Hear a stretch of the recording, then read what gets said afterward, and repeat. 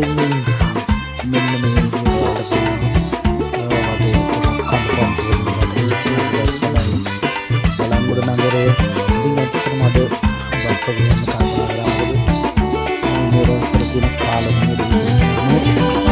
අංගගල්ලෙන්නේ කිනා කුමරියේ කුමලා